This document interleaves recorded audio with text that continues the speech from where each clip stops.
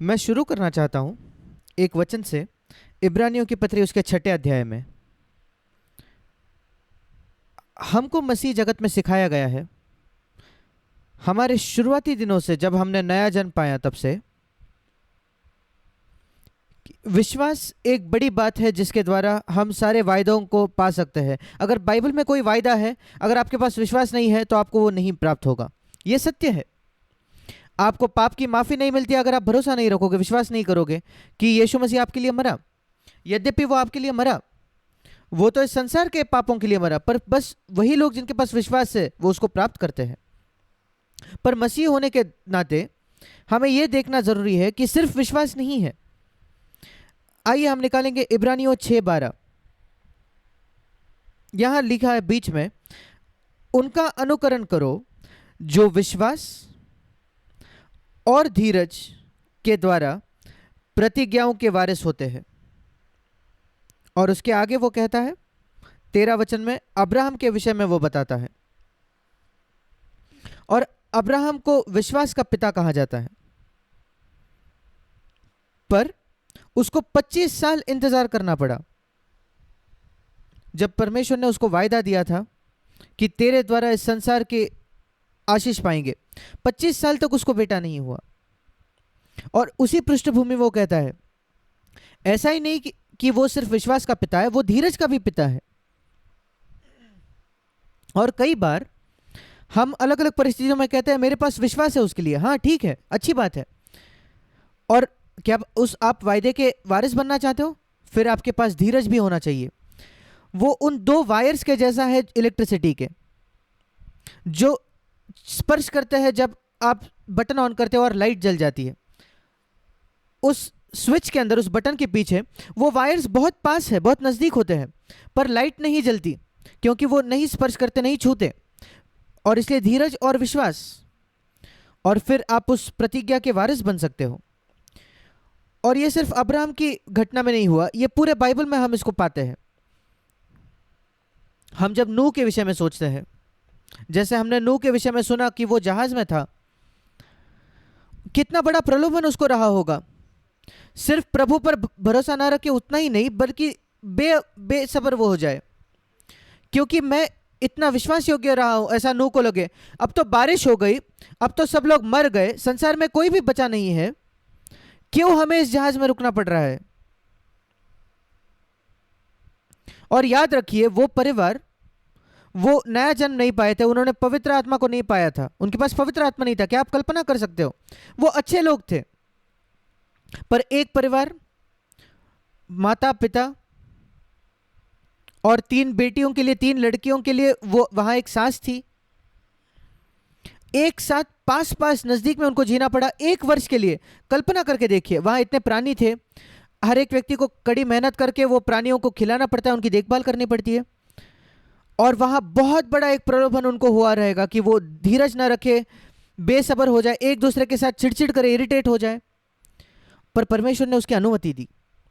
परमेश्वर अनुमति देता है अलग अलग परिस्थितियों को हमारे जीवन में, कि वो हमें धीरज सिखाए।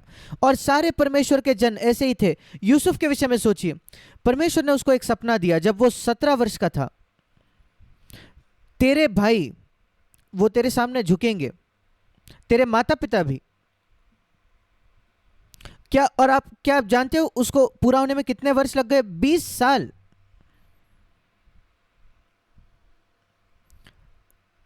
उसको वो सपना तब आया जब वो 17 वर्ष का था, और वो इजिप्ट में सरदार या राजा तब बना जब वो 30 वर्ष का था। और उसके बाद 7 वर्ष भरपूरी के थे, और 37 वर्ष की आयु में उसके माता पिता और भाई उसके सामने आते हैं।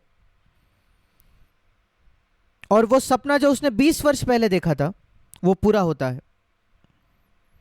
और वो 20 साल आसान नहीं थे, वो कई वर्ष उसमें से उसने बंदीगृह में कटे। जब वो जेल में था, गलतफहमी की वजह से शिकार था, और वो सोच रहा होगा आगे क्या होगा। वो फिरौन के पिलौनहारे को मदद करता है, उसके सपने का अर्थ बताता है, और वो पिलौनहारा उसको कहता है कि मैं तेरी सहायता करूंगा, पर वो भूल जाता है। और सही समय पर वो पिलौनहारे को वो याद आता है। अगर पिलोनहारे पहले ही उसको याद कर लेता, मैंने कई बार इसके विषय में सोचता है, आप उस कहानी को पढ़कर देखिए, वो पिलोनहारा भूल जाता है। उसने यूसुफ को कहा मैं फिरौन को तेरे विषय में बताऊंगा कि तू गलत तरीके से इस बंदीगृह में डाला गया है, पर 2 वर्ष के लिए वो भूल जाता है। आप ऐसे घटनाओं को पढ़ते हो और आप ये बात समझते हो, अगर उसने पहले ही उसको याद कर लिया होता और उसने फिरौन को बता दिया होता, फिरौन उसको छुड़ा देता 28 की उम्र में, और वो वापस उसके माता पिता के पास चले जाता। पर परमेश्वर ने अनुमति दी उस पिलोनहारे को कि वो भूल जाए, और सही समय पर फिरौन को एक सपना आता है। फिर प्रभु उसको याद दिलाता है, उस पिलोनहारे को। क्या आप जानते हो परमेश्वर लोगों को याद दिला सकता है, और लोग ये भी, परमेश्वर ये भी कर सकता है कि लोग भूल जाए। और यदि उस बीच में वो यूसुफ में काम कर रहा है, मुझ पर भरोसा रख, मुझ पर भरोसा रख, मैंने तुझे एक सपना दिया है, वो जरूर पूरा होगा। ये अद्भुत है जब आपके पास परमेश्वर के साथ ऐसा रिश्ता होता है कि वो कुछ आपको बताता है, कुछ कहता है, और आप सोचते हो कि कुछ नहीं हो रहा, पर आप धीरज रखते हो, इंतजार करते हो, और जो लोग आपको कहते हैं कि वो आपकी सहायता करेंगे, वो भूल जाते हैं। क्या आपने ऐसा अनुभव किया है कि लोग कहते हैं वो आपकी सहायता करेंगे और वे भूल जाते हैं? पर ऐसे परिस्थितियों में भी हम धन्यवाद देना सीखते हैं, धीरज रखें, और आखिरकार सही समय पर वो पिलोनहारा उसको याद आता है। और दाऊद के साथ भी ऐसा ही हुआ। परमेश्वर ने उसको अभिषेक किया शमूएल के द्वारा, जब उसकी उम्र तो नहीं लिखी गई है, पर शायद मैं समझता हूं कि वो 19 या 20 साल का होगा तब। और पूरे इस्राएल के सामने वो इस बात को सिद्ध कर देता है कि परमेश्वर ने उसको अभिषेक किया है गुलियत को मारकर, और इस्राएल के सारे लोग उसकी स्तुति करने लगते हैं, शौल से भी ज्यादा। पर वो राजा नहीं बन पाया, उसने अपने लिए वो छीना नहीं। जब वो एक गुफा से दूसरे गुफे में जा रहा था और शौल एक बार वहीं आया था, वो उसको मार पा सकता था, पर उसने नहीं किया। वो कहा कि मैं नहीं छीनूंगा। ये एक बड़ा पाठ है। ऐसे समयों में जब हमको रुकना पड़ता है, इंतजार करना पड़ता है कि परमेश्वर के सिद्धांतों के खिलाफ जाकर हम कोई अपने लिए ना छीने, परमेश्वर हमें देने से पहले हम उस पर भरोसा रखते हैं। और मैं देखता हूं दाऊद के जीवन में ये, कि उसने शौल की हत्या नहीं की। वो कहता है कि अगर प्रभु की इच्छा है तो वो मुझे देगा, और जरूर परमेश्वर ने शौल के साथ सही व्यवहार किया सही समय पर। जब दाऊद 30 वर्ष का था, वो पूरा समय 20 से 30 साल तक यूसुफ के तरह दाऊद को भी तैयार होना पड़ा, उसको अपने जीवन के लिए भागना पड़ा।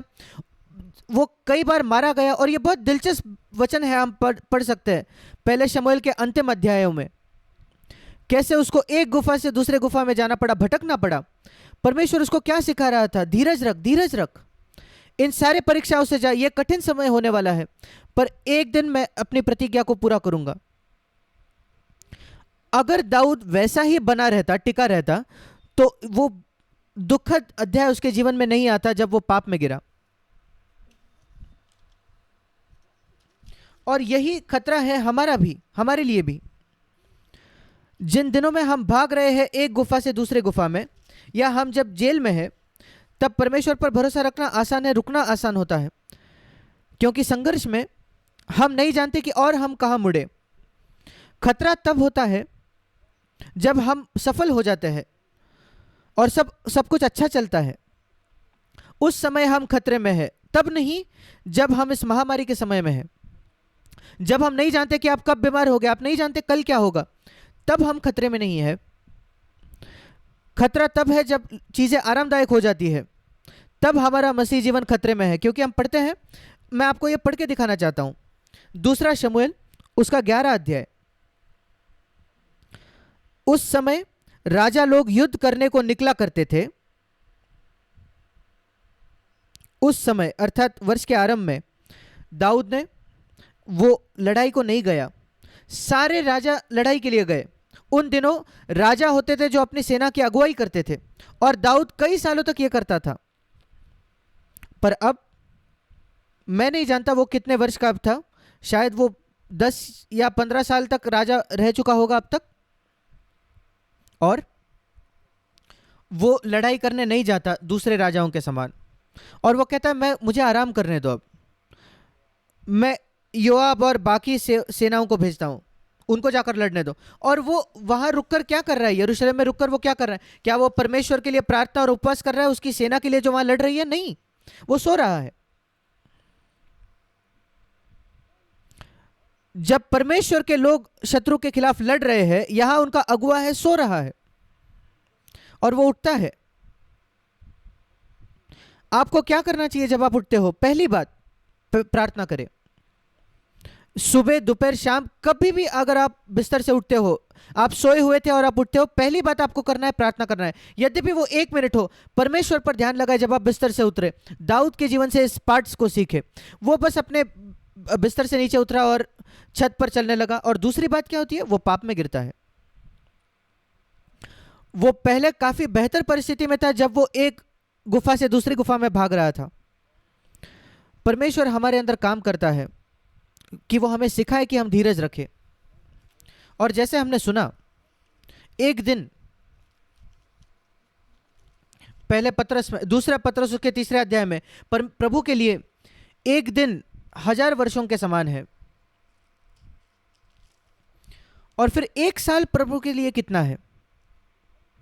अगर अगर 1000 वर्ष प्रभु के लिए एक दिन के जैसे है, तो फिर 1 वर्ष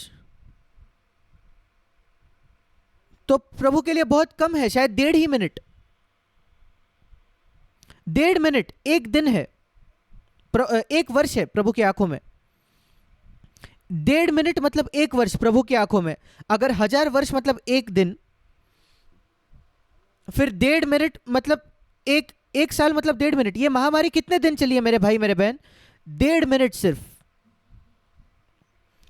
आप इस महामारी में 1.5 मिनट के लिए रुके हो और आप बेसब्र हो रहे हो।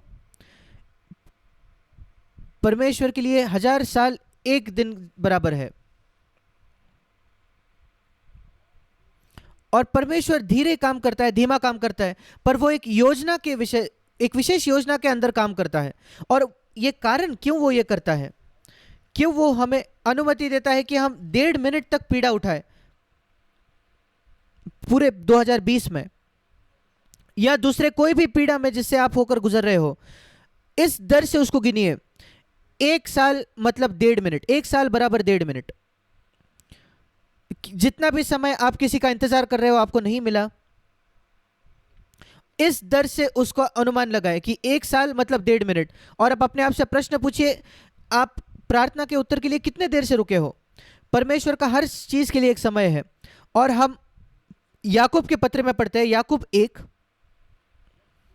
धीरज को, 4 वचन, धीरज को अपना पूरा काम करने दो, आपको सह लो, ताकि तुम पूरे और सिद्ध हो जाओ और तुम में किसी बात की घटी न रहे। एक बात जो हम सीएफसी में जोर देते हैं कि हमें सिद्धता की ओर बढ़ते जाना है। और सिद्धता की ओर बढ़ते जाने का एक तरीका, एक जरिया यहां है। यहां सिद्धता के विषय में लिखा गया है जो बहुत सर्वश्रेष्ठ है, याकूब 1:4, पूरे, सिद्ध और किसी भी बात की घटी या कमी न रह जाना। यह है हमारा ध्येय, यह हमारा उद्देश्य है। प्रभु, मैं पूरा होना चाहता हूं, सिद्ध होना चाहता हूं यीशु मसीह के प्रति, मैं किसी भी क्षेत्र में मेरे कमी या घटी नहीं चाहता। ठीक है, फिर प्रभु कहता है फिर तुमको सहना पड़ेगा, सहने दो, धीरज को अपना पूरा काम करने दो। जब आप अलग अलग, याकूब 1:2, जब आप नाना प्रकार की परीक्षाओं में पढ़ो, जैसे यूसुफ 13 वर्ष तक था और दाऊद 10 वर्ष के लिए, और मूसा के जैसे जो 40 साल उस जंगल में था, ये बात याद रखिए, उन दिनों में वो आपके विश्वास की परीक्षा है और धीरज की भी, क्योंकि तभी वो सिद्ध काम आपके जीवन में पूरा होगा। विश्वास इकलौता, धीरज के अलावा वो जो चाहे वो परिणाम नहीं आता।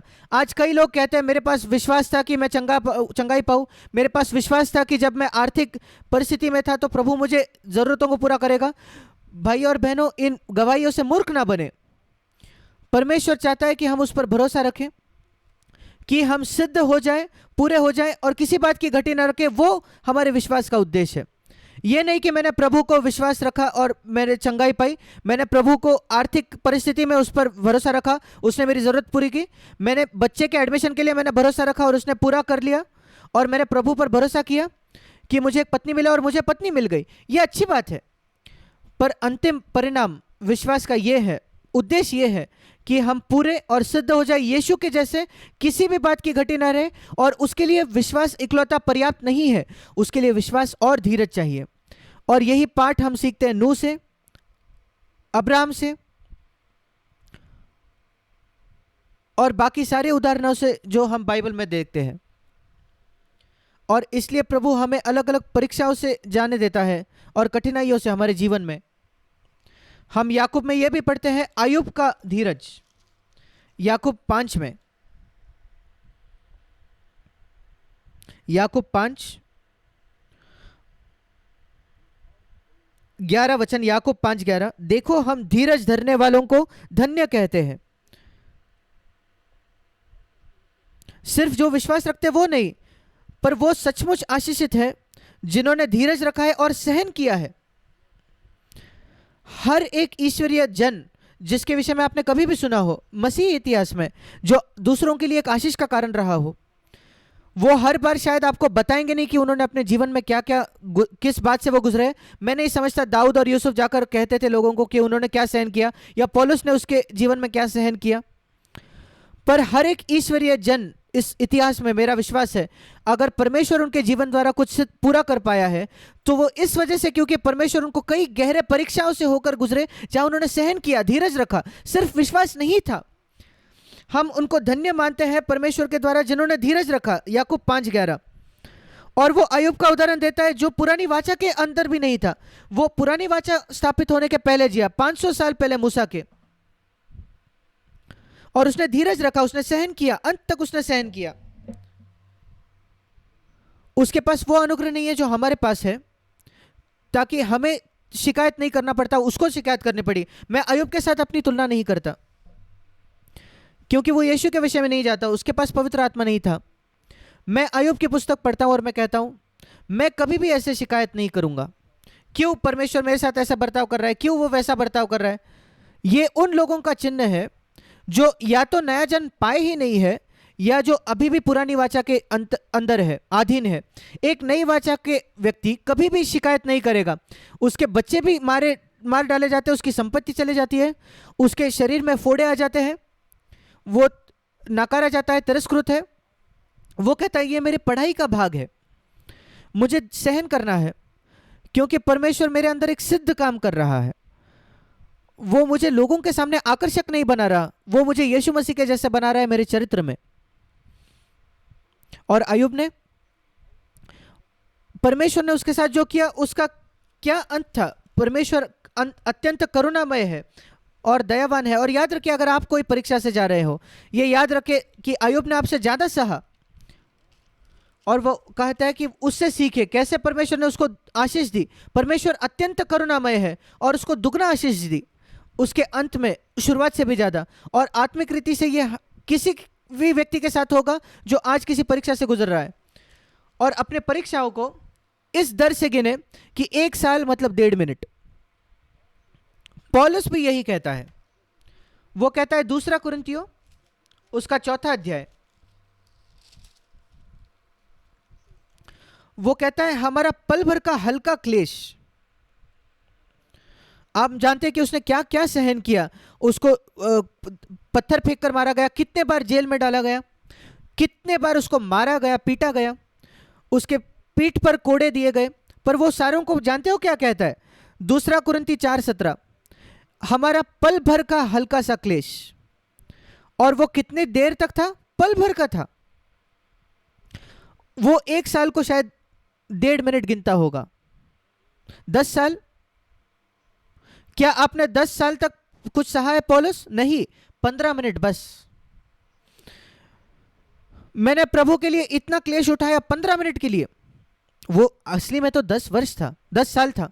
आपने कितना सहन किया है मेरे भाई मेरे बहन? आपको लगता है लोगों ने आपके साथ दुर्व्यवहार किया है, आपको जो चाहते थे वो आपको नहीं मिला, आप बहुत तीव्र इच्छा रखते थे किसी बात के लिए, परमेश्वर के पास से आपको नहीं मिला। कितना आपने इंतजार किया है, कितने मिनट? 1.5 मिनट, 1 साल। ये हल्का सा क्लेश वो हमारे अंदर ये उत्पन्न कर रहा है। 2 कुरिन्थियों 4:17, बहुत बेहतर जो यूसुफ को मिला उससे भी बेहतर। इजिप्ट का शासक मैं उसमें दिलचस्पी भी नहीं रखता, इसराइल का राजा दाऊद नहीं, ये मेरे अंदर कुछ बड़ा उत्पन्न करने वाला है। एक मिस्र में शासक होने से, एक इसराइल का राजा होने से भी बेहतर वो मुझे यीशु मसीह जैसे बनाएगा मेरे चरित्र में, और उससे तुलना कोई हो ही नहीं हो सकती। और लिखा है कि ये पल भर का क्लेश, हल्का सा क्लेश जो थोड़े ही समय के लिए, वो मेरे अंदर अनंत महिमा उत्पन्न करेगा। मैं तुलना नहीं कर सकता ऐसी महिमा। इसलिए हमें सहना है, धीरज रखना है। और कुछ बातें मैं जोड़ना चाहता हूं जो हमने सुना उसमें, जो रोनाल्डो ने अभी बांटा कोड के विषय में। जो कोड़ी होते थे वो छावनी के बाहर होते थे, लोगों से नाकारे जाते थे, तिरस्कृत थे, लोग उनको स्वीकार नहीं करते थे, अस्वीकृत थे। क्या आप जानते हो इब्रानियों 13 में क्या लिखा है कि यीशु मसीह उस छावनी के बाहर जाकर उसने पीड़ा सही। हम जानते हैं कि यीशु मसीह लोगों का सेवक बना, उसने लोगों के पैर धोए। हम जानते हैं कि उसको एक अपराधी के जैसे माना गया क्योंकि सिर्फ अपराधियों को क्रूस पे टंगाया जाता था। पर क्या आप जानते हो कि यीशु मसीह के साथ एक कोड़ी जैसा व्यवहार किया गया? क्या आपने ये देखा है? उसको उस छावनी के बाहर डाल दिया गया। इब्रानियों 13, 11 और 12। और आइए हम भी इब्रानियों 13, 13 हम भी ये चाहत रखें कि लोग हमें कोड़ी व्यवहार करे, इस बाकी का समाज हमें कोड़ी समझे और हमें छावनी के बाहर डाल दे। मुझे याद है सीएफसी के शुरुआती दिनों में बेंगलोर में, आज सीएफसी थोड़ा सा लोग उसको आदर देते हैं अलग अलग जगहों में, पर शुरुआती दिनों में हमको गलत शिक्षा वाले कहा जाता था। लोग हमारे खिलाफ आर्टिकल्स लिखते थे, लेख लिखते थे कि सर्प का सिर जो है वो मेरे घर में रहता है, और सारे नाम हमको लिखा गया, मुझे याद भी नहीं आते अब वो। हमें आतंकवादी कहा गया और जो कुछ आप कल्पना कर सकते हो। हम कोड़ी थे तब, पर हम धन्य थे, हम थोड़े ही थे तब, हमारे पास कोई आदर या सम्मान नहीं था। पर हमने कहा ठीक है, अगर परमेश्वर चाहता है कि लोग बाकी मसीह जगत हमें कोड़ी समझे। विधर्मी लोगों ने हमसे, अन्य जातियों ने ऐसे बर्ताव नहीं किया, पर नया जन्म पाए हुए विश्वासी दूसरे झुंडों से जो हमको गलत शिक्षा वाले कहते थे, क्योंकि हम प्रचार करते थे यीशु हमारे जैसे परखा गया, और यह प्रचार करने के लिए कि परमेश्वर आज भी अन्य भाषा का दान देता है जो पवित्र आत्मा से भरते हैं। यद्यपि हमने ये नहीं कहा कि सब लोग ये पाएंगे, और कई गलतफहमियां हुई, और पर प्रभु ने हमें कहा कि अपना मुंह बंद रखो, कभी भी अपना बचाव करने के लिए अपना मुंह मत खोलो। उनको आपको कोड़ी समझने दो। उस छावनी के बाहर उसकी निंदा अपने ऊपर उठाकर वहीं उसको क्रूस पर टंगाया गया, और वहीं हमें भी क्रूसित होने के लिए तैयार होना है। आदर का खोजी ना बने आपके, जिनका नया जन्म नहीं पाया, आपके ऐसे रिश्तेदारों से अगर आप छावनी के बाहर डाले गए हो तो याद रखिए यीशु मसीह आपके आगे कोड़ी बनकर गया उस छावनी के बाहर। धीरज रखें, धीरज को अपना सिद्ध काम आपके अंदर करने दो। अगर आप बार बार परेशान होते हो, इरिटेट होते हो, चिड़चिड़ करते हो, अगर लोग आपको तकलीफ दे तो धीरज अपना पूरा काम नहीं कर पाएगा, सिद्ध काम नहीं कर पाएगा। यह वैसा है अगर एक व्यक्ति ऑपरेशन उसका हो रहा है, उस ऑपरेशन थिएटर में कई बार कुछ ऑपरेशन में उनको बेहोश नहीं किया जाता, उनको पूरा बेहोश नहीं करते, सिर्फ उनके शरीर का निचला हिस्सा बेहोश करते हैं और वो व्यक्ति होश में होता है और वो जानता है कि कुछ हो रहा है, पर उसको दर्द नहीं महसूस करता। और कल्पना कीजिए कि वो उस ऑपरेशन थिएटर में कहते हैं यार कब खत्म करोगे ये सब, क्यों ये सब मेरे जीवन में कर रहे हो, 3-4 घंटे हो गए। अब वो उस ऑपरेशन को बिगाड़ देगा। सर्जन जानता है वो क्या कर रहा है, डॉक्टर जानता है वो क्या कर रहा है। अगर आप कोई ऑपरेशन थिएटर में होते और ये सब हो रहा है तो आप जानते हो कि वो डॉक्टर आपके भलाई के लिए कर रहा है। और मैं सोचता हूं कि हमें यही धीरज सीखना है। परेशान मत हो, क्योंकि अगर आप परेशान होते हो तो फिर आप उस ऑपरेशन को बिगाड़ दोगे। प्रभु एक बेहतर बड़ा काम कर रहा है, वो डॉक्टर से भी ज्यादा बड़ा, कि हमको यीशु मसीह के स्वरूप में वो बदले और सिर्फ हम विश्वास ना रखें, वो व्यक्ति जो ऑपरेशन थिएटर में है उसके पास सिर्फ उस डॉक्टर में भरोसा नहीं है, विश्वास नहीं है, उसके पास धीरज भी होना चाहिए। इस ऑपरेशन को शायद 9 घंटे लगे, ठीक है, शांति से वहां पड़े रहो, मुंह मत खोलो, यहां वहां मत हिलो। आप ऑपरेशन थिएटर में शांत पड़ते, फिर अगर आपको 1.5 मिनट के लिए धीरज रखना पड़ा तब क्या? या सोचिए 4 मिनट तक या 4.5 मिनट तक। क्या आप धीरज रख सकते हो उस ऑपरेशन थिएटर में 4.5 मिनट के लिए? 3 साल? धीरज को अपना सिद्ध काम, पूरा काम करने दो। मेरा विश्वास है जितना अधिक हम परेशान होते हैं उतना उस ऑपरेशन को समय लगता है, विलंब लगता है, देर हो जाती है। पर अगर हम विश्राम रख सकते हैं उस व्यक्ति के जैसे जो उस ऑपरेशन थिएटर पे है, मुझे मेरे डॉक्टर पर भरोसा है, वो एक काम कर रहा है, मैं अंत में, इस ऑपरेशन के अंत में ज्यादा स्वस्थ बाहर आऊंगा, मैं यीशु मसीह के जैसा बनूंगा। इस 1.5 मिनट के अंत में, महामारी के 1.5 मिनट के अंत में बेसब्र ना हो अगर 3 मिनट तक ये महामारी चले। सोच के देखिए, ये महामारी को 6 मिनट लग जाते हैं। कई लोग ये कह भी रहे हैं इस महामारी शायद 6 मिनट तक चलेगी, 1.5 मिनट नहीं। ठीक है प्रभु, ठीक है, अगर 6 मिनट तक वो ये महामारी चलेगी, मैं और 4.5 मिनट इंतजार कर लूंगा, उसमें क्या? वो मेरे अंदर एक सिद्ध पूरा काम करेगा और मसीहों को इस क्षेत्र में उदाहरण होना है। और एक और बात मैं कहना चाहता हूं, और वो ये है, सुनील इस बात पर जोर दे रहा था कि ये काम हमारे घरों में होना चाहिए। आपके धीरज के शिक्षक, धीरज के प्रोफेसर कहां है? आप उनको कहां पाते हो? आपके घर में, आपके बच्चे, आपके पास वो प्रोफेसर है वहां ही जो आपको धीरज सिखाएंगे, सिखा रहे हैं, उनसे सीखिए।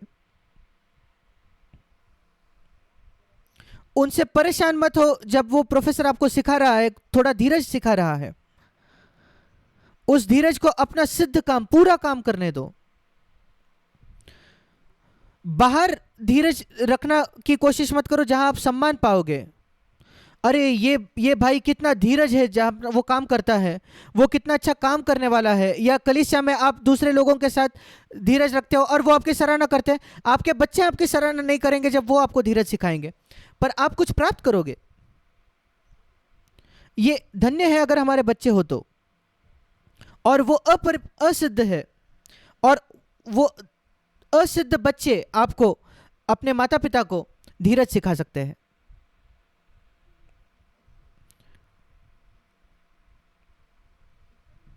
और हमारा मेमोरी वर्स भी इस हफ्ते का,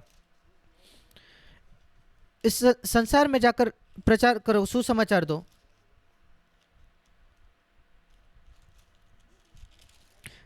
मत्ती 28 में जाकर सर जातियों के लोगों को चेला बनाओ और उन्हें सब बातें जो मैंने तुम्हें आज्ञा दी है मानना सिखाओ। मेरे प्रिय बहन जो विवाहित है, आपके जगत कहाँ है? आपके लिए संसार कहाँ है? आपका पहला संसार आपके घर में है। वहां शिष्य बनाइए, आपके बच्चों को शिष्य बनाइए, वहीं आपके संसार की शुरुआत होती है। यह मत सोचिए कि आप कोई अलग राष्ट्र में जाओ, कोई अलग देश में जाओ, या मेक्सिको में जाकर लोगों के घर आप बनाओगे। वो सब भूल जाइए, अपने घर को पहले बनाइए अपने बच्चों के साथ। वहां जाइए और शिष्य बनाइए, आप शिष्य बनाइए फिर, और उनको सिखाइए, उन छोटे बच्चों को सिखाइए वो सब बातें मानना जो यीशु मसीह ने आज्ञा दी।